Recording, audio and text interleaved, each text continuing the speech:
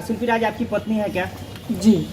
कैसे? क्या प्रूफ है कोई आपके पास? कैसे प्रूफ है तभी तो कर क्या कहानी है? कैसे शादी हुआ ये बताइए आप।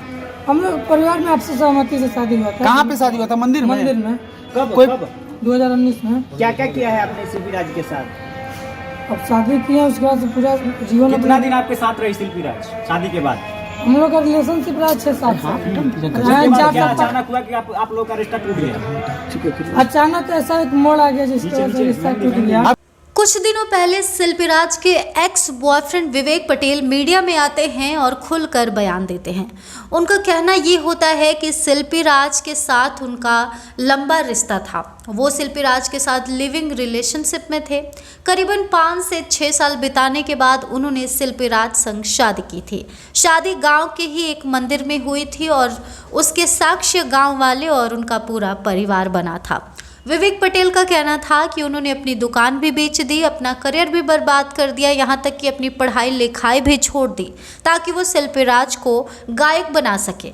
उन्होंने तकरीबन 17 से 20 लाख रुपए तक शिल्पी राज को सिंगर बनाने में लगा दिए। लेकिन हुआ ये कि शिल्पी राज जब विजय चौहान के कांटेक्ट में आई तो धीरे धीरे करके वो विवेक पटेल से दूर जाने लगे और अंततः उन्होंने विवेक पटेल का साथ छोड़ दिया।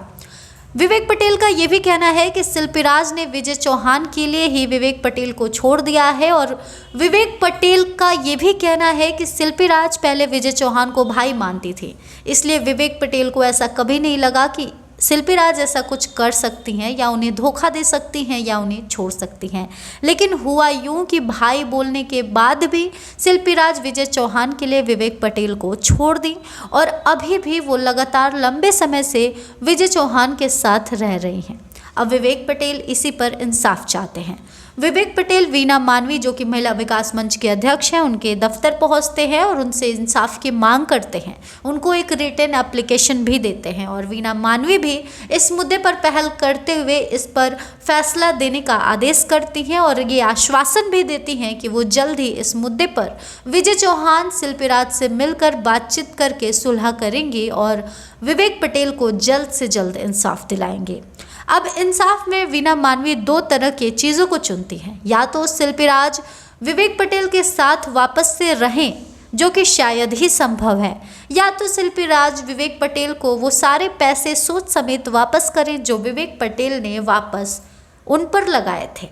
और वीना मानवी ने एक और रास्ता अपनाया है। उन्होंने कहा है कि अगर दोनों काम शिल्पी राज नहीं कर पाएंगे तो हम उनसे यही दरख्वास्त करेंगे कि वो एक स्टूडियो खोल के या कोई दुकान उनके राय में पूछ के खोल के दे दें जिससे वो आगे की ज़िंदगी अपनी काट सकें। तो ये 3 तरीक़ों से विवेक पटेल को इंसाफ वीना मानवी दिलाएंगे। अब देखने वाली बात ये होगी कि शिल्पी राज आखिर किस तरह से इंसाफ के लिए अपने आप को आगे करती हैं। क्या वो दुकान खोल कर देती हैं या उन्हें 20 लाख रुपए तक देती हैं या खुद उनके साथ रहती हैं। अब ये देखने वाली बात होगी कि वीना मानवी आखिरकार किस तरह से पहल करती हैं और ये केस किस तरफ रुख करता है। ये था पूरा मामला। इस मुद्दे पर आपकी क्या राय है? आप किसके तरफ हैं? आपको कौन सही कौन गलत लगता है? आप किसके लिए इंसाफ चाहते हैं? कमेंट सेक्शन में ज़रूर बताएं और इस तरह के तमाम अपडेट्स से जुड़े रहने के लिए करारा न्यूज़ डे एंड नाइट को सब्सक्राइब करना ना भूलें।